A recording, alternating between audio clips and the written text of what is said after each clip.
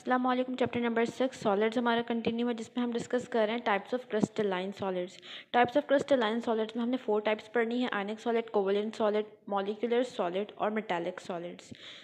आयनिक solids हमने last video में cover कर लिए। आज की वीडियो में हम बात करेंगे अबाउट कोवेलेंट सॉलिड्स।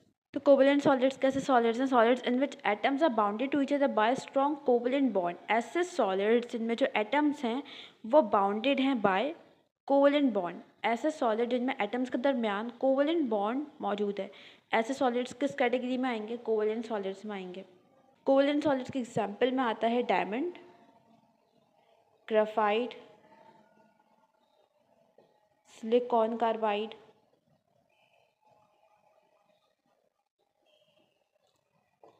यहाँ पर हमने 2 एग्जांपल्स डायमंड और ग्रेफाइट पे डिटेल में बात करनी है कि यहाँ पर किस तरह के बॉन्ड प्रेजेंट हैं, कैसी ज्योमेट्री है, किस तरह से एटम्स बॉन्डेड है, अरेंजमेंट किस तरह से, तमाम चीज़ें हमने इन 2 सॉलिड्स के बारे में देखनी है।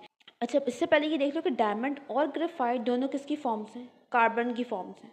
डायमंड में कार्बन के एटम्स मौजूद होंगे, ग्रेफाइट में भी कार्बन के एटम्स मौजूद होंगे। दोनों क्रिस्टलाइन एलोट्रोपिक फॉर्म है कार्बन की, और दोनों की फिजिकल प्रॉपर्टीज़ और केमिकल प्रॉपर्टीज़ कौन सी सेम होंगी और कौन सी डिफरेंट होंगी?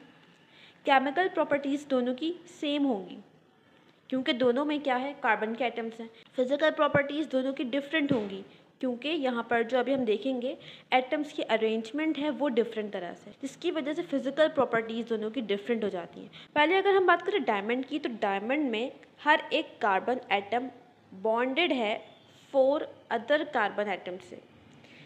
फॉर एग्जाम्पल, ये एक कार्बन एटम है तो इसके ऊपर एक कार्बन एटम ये इससे बॉन्डेड है, यहाँ ये इससे बॉन्डेड है, इससे और फिर इससे। 4 कार्बन एटम्स हैं। अब ये वाला जो कार्बन एटम है ये भी बाउंड होगा 4 कार्बन एटम से। इसी तरह से ये वाला भी बाउंड होगा 4 कार्बन एटम से। इसी तरह से ये भी 4 से बाउंड होगा। अब इस अरेंजमेंट की वजह से यहाँ पर एक जॉइंट स्ट्रक्चर बन जाता है डायमंड के केस में, और यहाँ पर जो एंगल है वो होता है 109.5 डिग्री, और ज्योमेट्री यहाँ पर होती है टेट्राहेड्रल क्योंकि हर एटम 4 एटम से बॉन्डेड है। अब यहाँ पर देखो जो एटम्स हैं वो कितना क्लोज हैं, ठीक है? हर एक एटम 4 एटम से बॉन्डेड है, जिसकी वजह से यहाँ पर हर एटम के दरमियान फोर्स ऑफ अट्रैक्शन बहुत ज़्यादा स्ट्रॉन्ग होती है, जिसकी वजह से डायमंड हार्डेस्ट सब्सटेंस है, हार्डेस्ट सॉलिड है। इसको ब्रेक करना बहुत मुश्किल है। अब अगर हम बात करें ग्रेफाइट की, तो यहाँ पर भी कार्बन एटम्स होंगे, बट ये जो कार्बन एटम्स है ना, ये इस तरह से हेक्सागोन की फॉर्म में अरेंज है।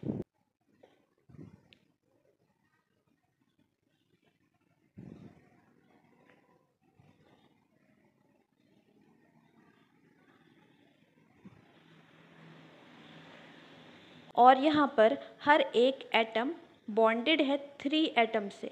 डायमंड में क्या था? 4 एटम से बॉन्डेड था। ग्रेफाइट में क्या है? 3 एटम से बॉन्डेड है। इस एटम को अगर हम देखें तो 1, 2 और 3 एटम से ये बाउंडेड है। हर एक एटम ग्रेफाइट में 3 बॉन्ड्स बना रहा है, और यहाँ पे इस तरह से लेयर्स की फॉर्म में अरेंज है। ये एक लेयर हो गई। इसी तरह से यहाँ पर दूसरी लेयर होगी कार्बन एटम्स की, इस तरह से लेयर्स होंगी, और यहाँ पर इनके दरमियान, इन दोनों लेयर्स के दरमियान भी फोर्सेस होती हैं, वीक वैंडरवाल फोर्सेस। तो यहाँ पर देख सकते हो कार्बन तो सेम है, जिसकी वजह से केमिकल प्रॉपर्टी सेम है, बट अरेंजमेंट कितना डिफरेंट है मॉलिक्यूल का। यहाँ पर मॉलिक्यूल्स क्लोज हैं, बॉन्डिंग बहुत ज़्यादा स्ट्रॉन्ग है, एक जॉइंट स्ट्रक्चर फॉर्म हो रहा है। जबकि ग्रेफाइट के केस में कार्बन एटम्स ने 3 बॉन्ड्स बनाए हैं और ये लेयर्स की फॉर्म में अरेंज है, जिसकी वजह से फिजिकल प्रॉपर्टी का डिफरेंस आ जाता है डायमंड और ग्रेफाइट में। अच्छा, यहाँ पर देखो जो ज्योमेट्री बनती है वो बनती है हेक्सागोनल। यहाँ पर क्या था? टेट्राहेड्रल था। और यहाँ पर जो एंगल होता है वो होता है 120 डिग्री। क्योंकि 3 एटम से बॉन्डेड हैं तो एंगल क्या हो जाएगा 120 डिग्री। तो ये डिफरेंस था डायमंड और ग्रेफाइट के स्ट्रक्चर में। यहाँ पर एक और पॉइंट देखो, डायमंड में जो एटम्स की अरेंजमेंट है ना वो टेट्राहेड्रल मैनर में है, बट डायमंड का जो क्रिस्टल है उसकी ज्योमेट्री क्यूबिक होती है। इस हेडिंग में लिखा हुआ है टेट्राहेड्रल क्योंकि यहाँ पे बात हो रही है एटम्स के अरेंजमेंट के बारे में, पर जहाँ बात होगी क्रिस्टल की ज्योमेट्री के बारे में डायमंड की, वहाँ पर क्या होगा, क्यूबिक होगा। नेक्स्ट हम बात करें about properties of covalent solids. First point है हार्ड।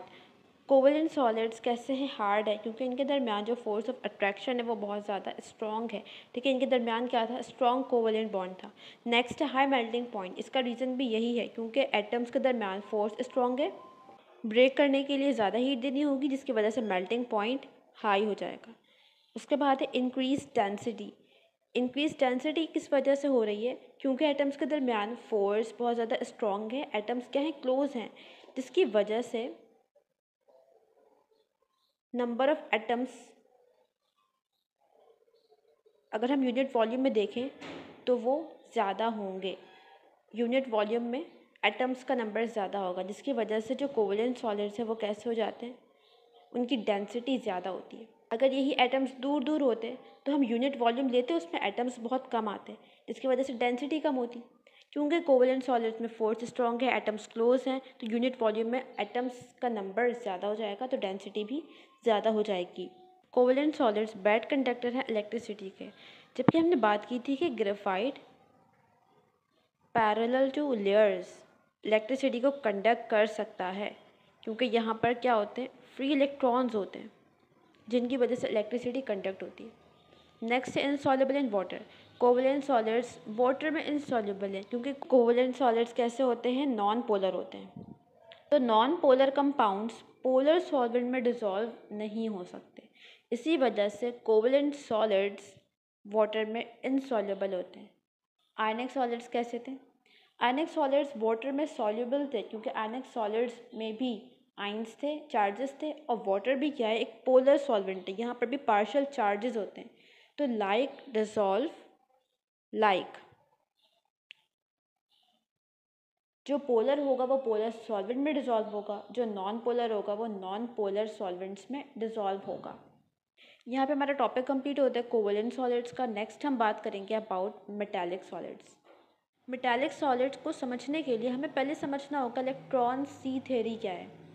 इलेक्ट्रॉन सी थ्योरी हमें ये कहता है कि जो मेटल के एटम्स हैं, सोडियम हो गया, आयरन हो गया, एल्यूमिनियम, जितने भी मेटल्स हैं, मेटल एटम अपना वैलेंस इलेक्ट्रॉन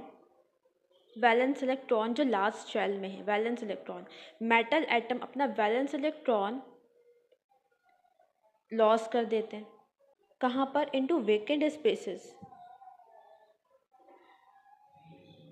अब इस बात को समझते हैं। देखो यहाँ पे हमारे पास एक एटम है सोडियम का एटम है, इसका एटॉमिक नंबर क्या होता है, 11 होता है।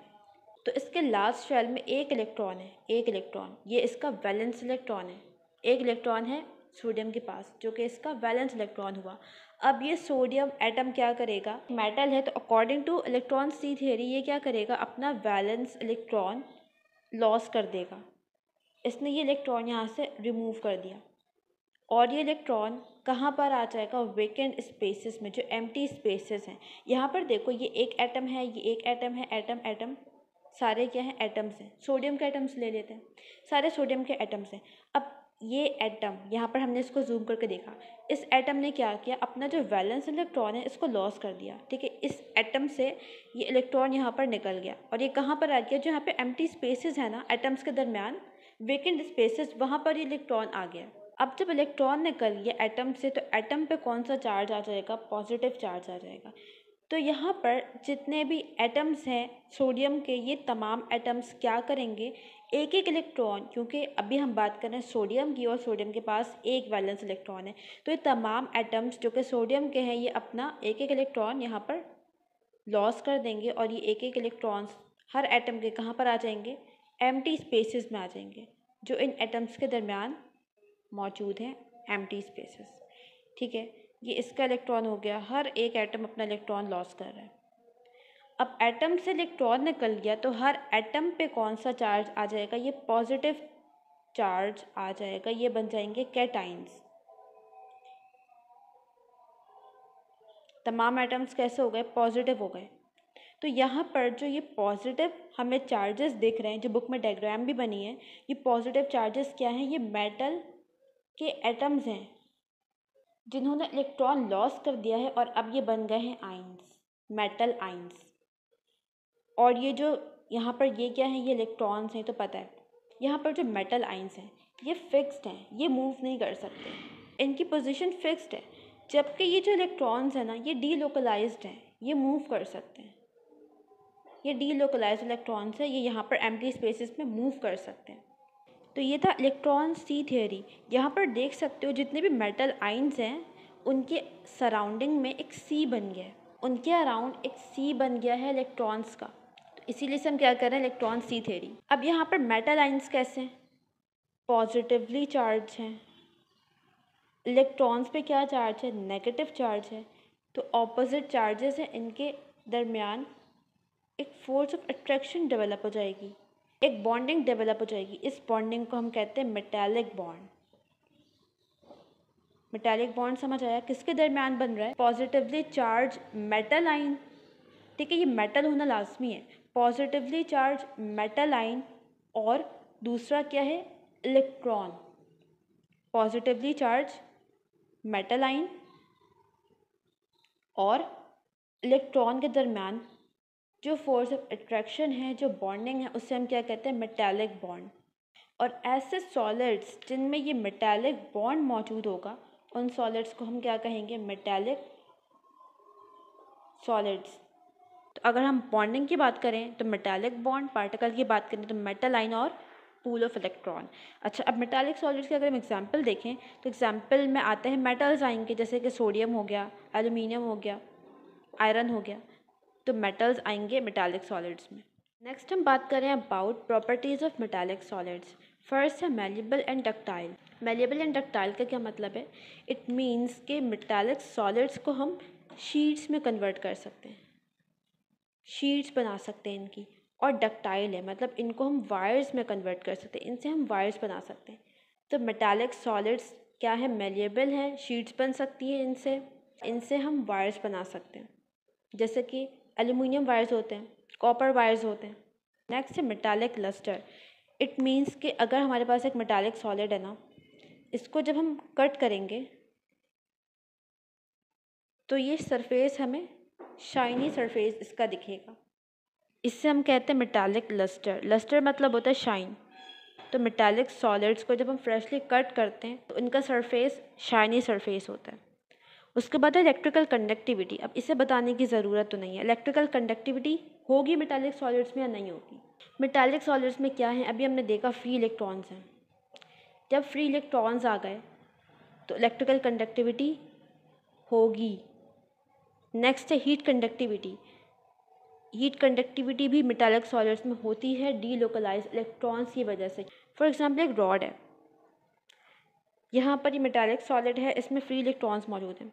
अब इस एंड को हमने हीट करना शुरू किया तो यहाँ पर जो फ्री इलेक्ट्रॉन्स हैं ये इस हीट एनर्जी को अब्सॉर्ब कर लेंगे, इनकी काइनेटिक एनर्जी इंक्रीज हो जाएगी और ये मूव करना शुरू हो जाएंगे दूसरे एंड पर। और क्योंकि ये हीट एनर्जी को साथ ला रहे हैं, अपने साथ ला रहे हैं, तो रॉड का दूसरा एंड भी हीटेड हो जाएगा, इसका टेम्परेचर भी इंक्रीज हो जाएगा। इट मीन्स जो मेटालिक सॉलिड्स हैं उनमें हीट कंडक्टिविटी भी है। अच्छा, अब एक क्वेश्चन लिखा हुआ है सेल्फ असेसमेंट में कि आयनिक सॉलिड्स और मेटालिक सॉलिड्स कैसे डिफरेंट है इलेक्ट्रिकल कंडक्टिविटी में। इलेक्ट्रिसिटी तो दोनों कंडक्ट कर रहे हैं, बट डिफरेंस क्या है इन दोनों के दरमियान? तो पहली बात तो ये है कि आयनिक सॉलिड्स सॉलिड स्टेट में इलेक्ट्रिसिटी कंडक्ट नहीं कर सकते। कब कर सकते हैं? सिर्फ मॉल्टन और एक्वस फॉर्म में, जबकि मेटालिक सॉलिड सॉलिड फॉर्म में कंडक्ट कर सकते हैं इलेक्ट्रिसिटी।